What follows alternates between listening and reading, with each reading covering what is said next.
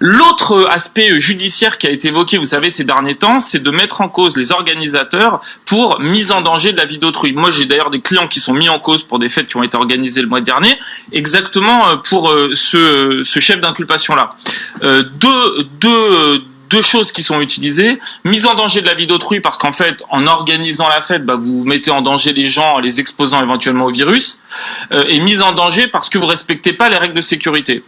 Deux simplement observations très rapides sur ce point, sur le fait de pas respecter les règles de sécurité. C'est relativement habituel. Sur le Covid, c'est une utilisation très nouvelle qui n'était pas du tout prévue par la loi. La mise en danger de la vie d'autrui, c'était, vous savez... Il n'y a pas de jurisprudence sur ça. Non, pas du tout. C'est des gens qui vont faire du ski hors piste, qui déclenchent une avalanche et ça tue des personnes.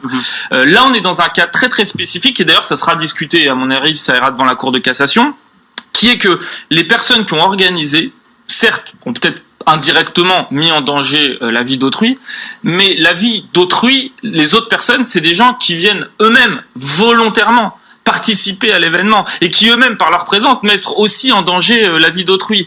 Et c'est pas du tout l'esprit dans lequel la mise en danger de la vie d'autrui a été conceptualisée initialement. L'idée, c'est des gens qui commettent une faute, qui prennent des risques et qui mettent en danger des gens, j'allais dire, qui ont rien demandé et qui eux sont pas fautifs.